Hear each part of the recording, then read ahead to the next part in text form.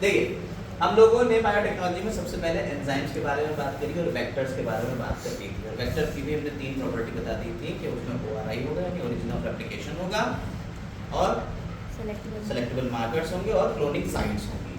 फिर हमने बताया कि इस वेक्टर में हमारा फॉरेन जीन जुड़ जाएगा, यानी कि एक ये हमारा वेक्टर है, इसमें हमारा फॉरेन जीन जुड़ जाएगा, और जब ये फॉरेन जीन इसमें जुड़ जाएगा तो क्या होगा, इस डीएनए को हम कह देते हैं रिकॉम्बिनेंट डीएनए।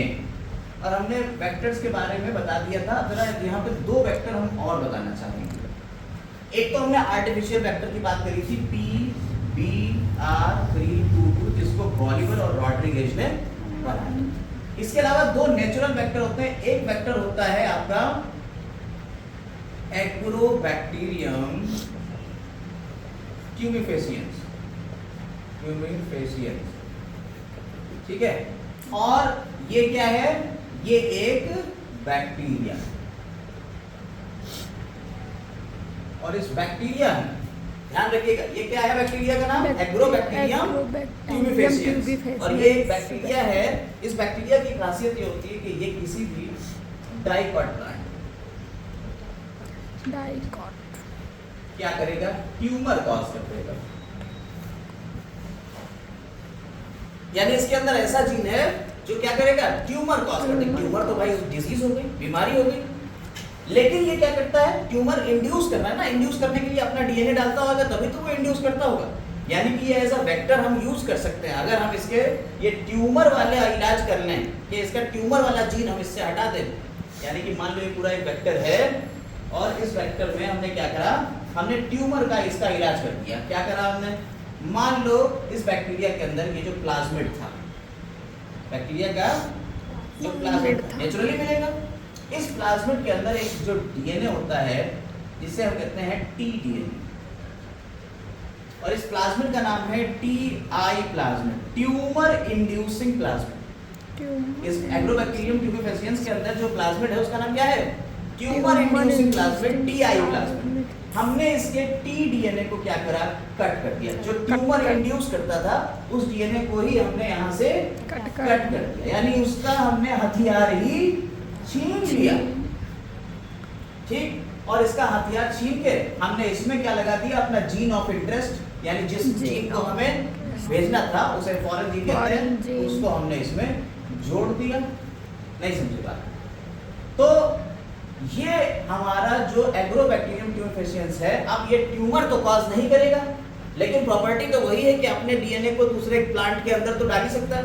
तो प्लांट के लिए हम नेचुरल वेक्टर यूज कर, नेचुरल वेक्टर की तरह एग्रोबैक्टीरियम ट्यूमिफेसियंस को यूज कर सकते हैं। और ये करता क्या है, ये ट्यूमर की जगह ये सिर्फ और सिर्फ हमारे डीएनए को ट्रांसफर करेगा। और अब ये पैथोजन तो है, ये पैथोजन यानी डिजीज कॉज करता था तो इसलिए पैथोजन है, लेकिन उसका हमने हथियार छीन लिया है। तो ऐसे पैथोजन कहलाते हैं डिसआर्म्ड, यानी उसका हथियार हमने छीन लिया, डिसआर्म हो गया, और है क्या ये, पैथोजन, ठीक। तो agrobacterium tumefaciens as a disarm pathogen हम इसे यूज करते हैं एज किसके लिए, डाइकोट प्लांट्स के लिए, ठीक है। और ये उनमें ट्यूमर इंड्यूस नहीं कराएगा, लेकिन फिर भी हमारा डीएनए ट्रांसफर कर देगा। ऐसे ही एनिमल्स के लिए होता है रेट्रोवायरस। रेट्रोवायरस भी कुछ इसी तरीके का वायरस है जो ट्यूमर वगैरह इंड्यूस कराएगा, और ये एनिमल्स के लिए यूज करते हैं।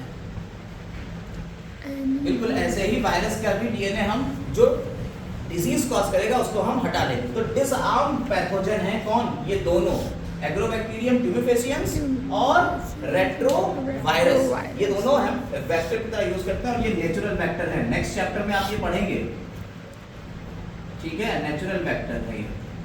नेक्स्ट चैप्टर में, अगले वाले में, जब हम एप्लीकेशन की बात करेंगे वहाँ पेस्ट रेजिस्टेंट प्लांट की बात करेंगे, और पेस्ट रेजिस्टेंट प्लांट में हम RNAi यानी RNA क्या करते हैं, उसमें हम इंटरफेरेंस करते हैं, RNA इंटरफेरेंस, RNAi में हम इसको एज अ वेक्टर यूज करेंगे, ठीक है।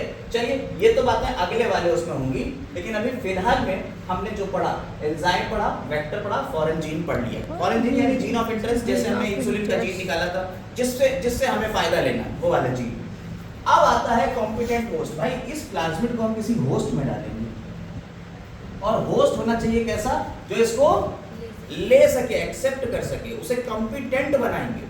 और कॉम्पिटेंट बनाने के लिए हमारे पास 2-3 मेथड हैं, ठीक है। तो कॉम्पिटेंट होस्ट जो होते हैं हमारे, होस्ट यानी कि कोई ऐसा ऑर्गेनिज्म जो हमारे रिकॉम्बिनेंट डीएनए को अपने अंदर ले ले, ठीक है, यानी अपने अंदर ये डाल दे रिकॉम्बिनेंट डीएनए, उसे हम होस्ट कहते हैं। हमने ई कोलाई जनरल बैक्टीरिया वगैरह को हम होस्ट की तरह यूज करते हैं। याद रखिएगा बैक्टीरिया के अंदर छोटे छोटे से पोर्स होते हैं जिन्हें एक्वा पोर्स कहते हैं। 11th क्लास की एनसीईआरटी में पहले था, अब ये हट चुका है। इन पोर्स के थ्रू ही ये डीएनए अंदर जा सकता है। इन्हें एक्वा पोर्स कहते हैं। 8 प्रोटीन्स होती हैं एक्वा पोर्स, उनसे भी बनना होता है, तो छोड़ दीजिएगा, लेकिन फिर भी हम ये बता दे रहे हैं कि इसमें छोटे छोटे पोर्स हैं जिसके थ्रू ये डीएनए इसके अंदर जाएगा। लेकिन डीएनए तो इतना बड़ा है, पोर इतना छोटा है, कैसे जाए? कंपिटेंट बनाना है कि भाई साहब ये कंपिटेंसी शो करे कि हाँ ये ले इसको अंदर। कैसे बनाएंगे? तो 2-3 मेथड। पहला मेथड है हीट शॉक। हीट शॉक क्या? हीट शॉक में क्या करते हैं हम, सबसे पहले इसको बिल्कुल पिघलते हुए बर्फ के ऊपर रख देंगे 0 डिग्री सेंटीग्रेड। ठंड लगने लगी साहब, अब तो हम गए, तो ये बैक्टीरिया के ये जितने भी पोर्स हैं ये सिकुड़ जाएंगे। और फिर अचानक से उठा के हम इसको कितने रख देंगे, 42 डिग्री सेंटीग्रेड के ऊपर रख देंगे अचानक से। जब 42 डिग्री पे होएगा तो अचानक से एक्सपेंशन होएगा, थर्मल एक्सपेंशन, ऊष्मीय प्रसार फैल गया। जैसे ही फैला तो क्या हुआ, ये पोर्स भी बड़े हुए, और ये बड़े हुए तुरंत डीएनए अंदर चला गया। और फिर हमने उठा के इसे फिर 0 डिग्री सेंटीग्रेड के ऊपर फिर से रख दिया, तो क्या हुआ, फिर सिकुड़ गया, चला गया, कंपिटेंट हो गया। ये मेथड कौन कहलाता है? Heat shock. दूसरा आता है इलेक्ट्रोपोरेशन। इलेक्ट्रोपोरेशन यानी इलेक्ट्रिसिटी, हमने करंट डाल दो, इसको हमने ऐसे रखा है वेसल में, और इसमें हमने एक इलेक्ट्रोड लगा दिया, कैथोड और एनोड लगा दिया, ठीक है। तो कैथोड और एनोड लगा दिया, जैसे ही इसमें करंट हम डालेंगे, करंट से क्या होता है, करंट से भी इसके पोर खुल जाएंगे और ये डीएनए इसके अंदर चला जाएगा। ऐसे कहते हैं इलेक्ट्रोपोरेशन, करंट से पोर बन गए। समझ में आई बात? इसके अलावा तीसरा मेथड आता है जीन गन या बायोस्टिक्स, ठीक है। या पहले माइक्रो इंजेक्शन पढ़ ले, फिर जीन गन पढ़ ले। माइक्रो इंजेक्शन तीसरा मेथड है, माइक्रो इंजेक्शन। माइक्रो इंजेक्शन ये छोटे छोटे से इंजेक्शन, उसके अंदर हम क्या करेंगे, इस डीएनए को उस इंजेक्शन में भर लेंगे माइक्रो लेवल पे, और इसके अंदर हमने सेल के अंदर डाल दिया, जैसे हम वहां करते थे 3rd चैप्टर में, ठीक है। एड्स में हमने रिप्रोडक्टिव एड्स में हमने करा था कि भाई स्पर्म के इंट्रासाइटोप्लाज्मिक स्पर्म इंजेक्शन, तो हमने स्पर्म को उठाया था, ओवा के अंदर डायरेक्ट डाल देते थे, बिल्कुल वैसे ही यहाँ करते हैं। ऐसे ही चौथा आता है बायोलिस्टिक या जीन गन। बायोलिस्टिक्स या जीन गन। ये जीन गन क्या होता है? हमने क्या करा, एक ऐसी गन ली जिसपे जीन अपना, ये वाला जो डीएनए, इसको हमने वेक्टर हटा ही दिया, हम वेक्टर को हटा ही दे, इस डीएनए को उठाया हमने, या मान लो वेक्टर के साथ में ही लगा हुआ है, इस डीएनए को हमने उठाया और टंगस्टन या नाइफ उसका गोल्ड की हमने यहाँ पे एक वो बनाई, गोली, बंदूक की जो गोली वो गोल्ड की, और उसके ऊपर हमने टंगस्टन तो नहीं होता है, गोल्ड की गोली के ऊपर हमने इसे डीएनए को लपेट दिया और गोली मार दी। अब गोली मार दी तो क्या होएगा भाई साहब, अगर ये कोई प्लांट सेल के अंदर जाना है, प्लांट सेल के लिए, तब तो ये गोली काम करता है। क्यों? क्योंकि प्लांट सेल में होती है सेल वॉल, और सेल वॉल जो है वो रेजिस्ट करती है, तो उसके अंदर तो ये गोली जाके फंस जाएगी। लेकिन अगर कोई एनिमल सेल हो तो पता चला मारा आँख फूटे घुटना, आप मार तो आँख पे रहे तो फूट गया क्या, घुटना। आपने कहा कि साहब मार तो हम इस सेल में रहे थे, लेकिन वो यहाँ से निकलते हुए दूसरी सेल में चला गया। नहीं समझे बात को? इसलिए हम प्लांट सेल के लिए जीन गन या बायोलिस्टिक्स का यूज करते हैं। हम एनिमल सेल में क्या करेंगे, माइक्रो इंजेक्शन का यूज। और ये तो दोनों में कॉमन, दोनों के लिए कर सकते हैं। तीसरी पांचवी चीज जो है वो है नेचुरल वेक्टर्स। और नेचुरल वेक्टर्स आपको बताए हमने, दो अभी नाम बताए, कौन से, एक एग्रोबैक्टीरियम ट्यूबिफेसियंस जिसमें टीआई प्लाज्मिड होता है, और दूसरा रेट्रोवायरस। इस तरीके से हम इस होस्ट को कॉम्पिटेंट कर लेते हैं कि भाई साहब तुम आओ और हमारे अंदर रहो आके, पूरा ये हमारा रिकॉम्बिनेंट डीएनए इसके अंदर चला जाएगा। ठीक, ये बायोटेक्नोलॉजी की बेसिक चीजें थी, ये टूल्स थे। ये क्या थे? टूल्स थे। अब टूल्स में जो रिस्ट्रिक्शन एंडोन्यूक्लियस है, हम उसके ऊपर थोड़ी चर्चा करने जा रहे हैं। थोड़ी सी चर्चा उसके ऊपर करेंगे। जो रिस्ट्रिक्शन एंडोन्यूक्लियस की जब डिस्कवरी हुई तो कैसे पता लगा कि ये रिस्ट्रिक्शन एंडोन्यूक्लियस है? इसकी डिस्कवरी कहाँ हुई? रिस्ट्रिक्शन एंडोन्यूक्लियस की डिस्कवरी के लिए साइंटिस्ट ने देखा ई कोलाई इसके नीचे, और इसके ऊपर एक वायरस जो था वो अटैक कर रहा था।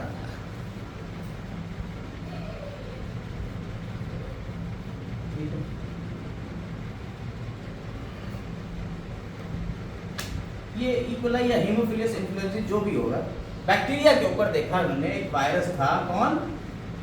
बैक्टीरियो।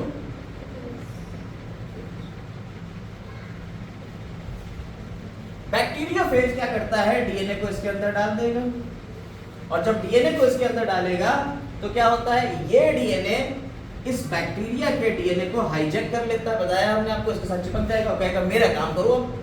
तो हाईजैक करने के बाद क्या करेगा? ये अपने वाले वायरस बनाएगा। बैक्टीरिया के अंदर बन रहे हैं वायरस, और जब ये वायरस बहुत ढेर सारे हो जाएंगे तो ये से फाड़ेगा बैक्टीरिया से, को निकाल देगा। लेकिन उन्होंने देखा कि कुछ बैक्टीरिया ऐसे हैं जिनमें बैक्टीरियोफेज असर कर ही नहीं पा रहा है। भाई साहब, बैक्टीरिया ऐसा कि उसके अंदर बैक्टीरियोफेज वायरस असर कर ही नहीं पा रहा, उसको मार ही नहीं पा रहा है। क्यों नहीं मार पा रहा है? तब उन्होंने देखा कि यहां दो तरीके के आपको एंजाइम मिले।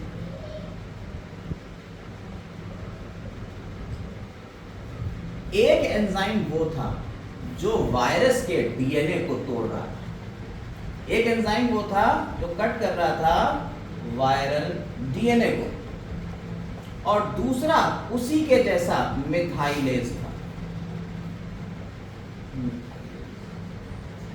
ये दो तरीके के एंजाइम इन्होंने देखे।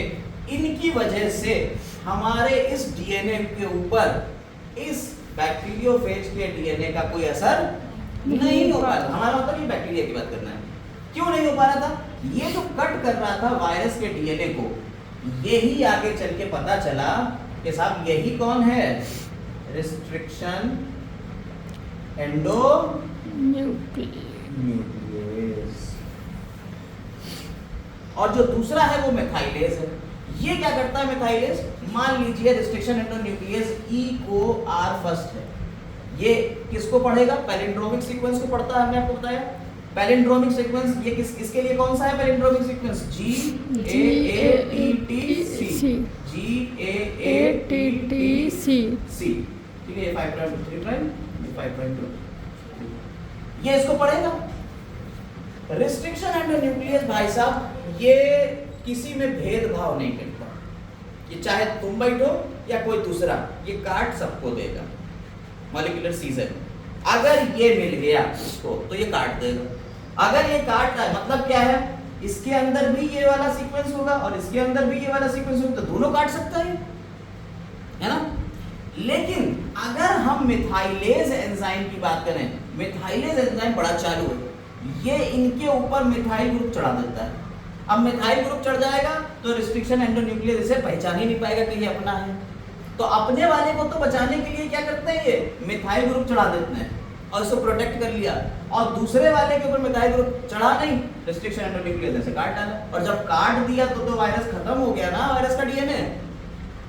इस तरह से ये डिस्कवरी होती है रिस्ट्रिक्शन एंडोन्यूक्लियस की। समझ में आई बात? और पहला रिस्ट्रिक्शन एंडोन्यूक्लियस जो डिस्कवर किया गया उसका नाम था हिंद सेकंड। फर्स्ट नहीं था, याद रखिएगा, हिंद सेकंड। और किससे निकाला गया होगा ये? हीमोफिलियस इन्फ्लुएंजी से। ठीक है, हीमोफिलियस इन्फ्लुएंजी से। समझ में आ गई बातें? नहीं। अब यहाँ हमारी 2-3 बातें और शुरू होंगी, जैसे जेल इलेक्ट्रोफोरेसिस। आइए उसको भी देख लेते हैं।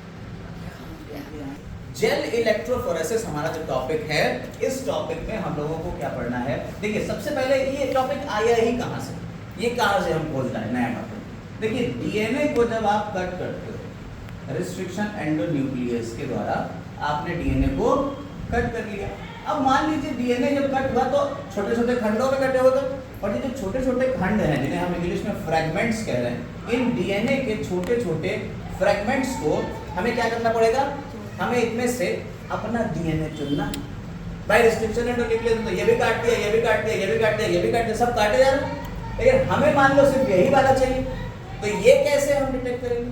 इसको पकड़ने के लिए हमने एक टेक्नोलॉजी यूज करी है, जेल इलेक्ट्रोफोरेसिस। इसमें जो जेल यूज करते हैं उसका नाम है एगरोस जेल। एगरोस जेल जो होता है ये रेड एल्गी से निकलता है। किससे निकलता है? रेड एल्गी, जिसका नाम है जिलीडियम एंड ग्रेसिलेरिया। ये 2 रेड एल्गी हैं, उनसे निकलेगा ये एगरोस जेल, जिलीडियम और ग्रेसिलेरिया। हम क्या करते हैं, हम एक ट्रे ले लेते हैं। इस जेल की खासियत है, बहुत बढ़िया है जेल। इस जेल की खासियत ये है, जैसे आपने जेली वाली टॉपिक आई होगी, जब वो जेली वाली टॉपिक बने कैसे? गरम थी, जब वो गरम थी तो वो पिघली हुई थी, जैसे ही ठंडी हुई वो जेली के रूप में आ गई। ठीक, बिल्कुल वैसे ही ये जेल होता है। जब ये गर्म होता है तो ये बिल्कुल पिघला हुआ है, पानी जैसा, और जैसे ही ठंडा होगा ये जेली जैसा हो जाएगा। हम इस जेल को एक ट्रे में भर लेते हैं। एक ट्रे ले ली हमने, उस ट्रे में इसको हमने भर लिया। और भरने के टाइम पे क्या करते हैं, मान लीजिए ये ट्रे है, इसमें हमने यहीं पे कॉम्ब लगा दिए, कंघे जैसे स्ट्रक्चर लगा दिए, तो वो क्या करेंगे, जैसे मान लीजिए ये ट्रे, इसमें आपने यहाँ पे जब कोम लगा, हम सामने से दिखा रहे हैं, अगर आप सामने से इसमें कोम रख दोगे तो क्या होगा, ये कुछ इस तरीके से स्ट्रक्चर होगा कोम का, कंघे का स्ट्रक्चर कुछ ऐसे ही तो होगा। तो क्या होगा, जब यहाँ पे पूरे में पानी भरा होगा तो इन जगहों पे क्या होगा, पानी नहीं आएगा। तो जब ये सूख जाएगा, जेली बन जाएगा, इसको हम कोम को हटा लेंगे, तो यहाँ पे क्या गड्ढे मिलेंगे आपको। ये हमने ट्रे को काट के दिखाया है। अब हम इसको सामने से दिखा देते हैं, मतलब जैसे ऊपर से आपको बुक में दिख रहा है वैसा दिखा देते हैं। बुक में ला दिखा दे, ठीक है, बुक में ये दिख रहा है, दिखा दो। कुछ इस तरीके से यहाँ पे होता है। आप देखिए यहाँ पे ये हैं छोटे छोटे वो छेद जिन्हें हमने वेल्स कह दिया है। क्या कह दिया है इसको हमने? वेल्स कह दिया है। और इन वेल्स में हम क्या भर देते हैं, डीएनए को भरेंगे। ठीक है, इसी को अब हम बोर्ड पे दिखा। तो हम क्या कर रहे हैं, हम इसमें यहाँ पे वेल्स में कर देते हैं डीएनए को फिल इन जगहों पे। तो पूरी हमारी ट्रे थी, इस ट्रे में हमने क्या करा, यहाँ पे वो छेद कर लिए कोम से, और उसमें हम, अब तो वो पूरा जेली है ना, ये पूरी जेली है, अब यहाँ पे बस थोड़ी थोड़ी जगह है। हमने ये डीएनए, पूरा डीएनए कहाँ पड़ा होगा, डीएनए पूरा लिक्विड में बड़ा होगा, ये तो पूरा लिक्विड होगा, हम उसको उठाएंगे और यहाँ पे इसको फिल करेंगे।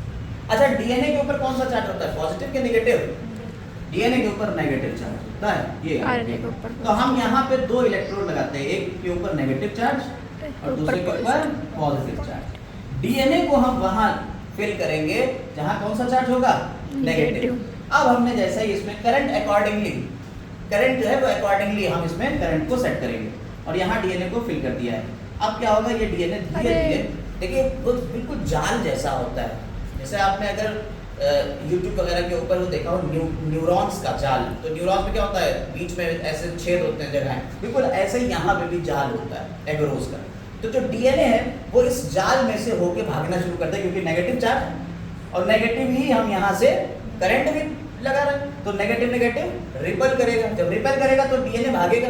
तो बड़ा वाला डीएनए ज्यादा दूर नहीं भाग पाएगा, छोटा वाला तेजी से भागता चला जाएगा। छोटा वाला होगा वो मान लीजिए यहाँ तक आ गया, बड़ा वाला इससे बड़ा यहाँ, इससे बड़ा यहाँ, इससे बड़ा यहाँ, इससे बड़ा यहाँ, और इस तरह से डीएनए के जो फ्रेगमेंट्स थे ये अलाइन हो जाएंगे लेंथ वाइज, अपनी लंबाई के अकॉर्डिंग ये अलाइन होते चले जाएंगे। सबसे बड़ा सबसे पास, सबसे छोटा सबसे दूर, और पॉजिटिव के तरफ जा रहे हैं।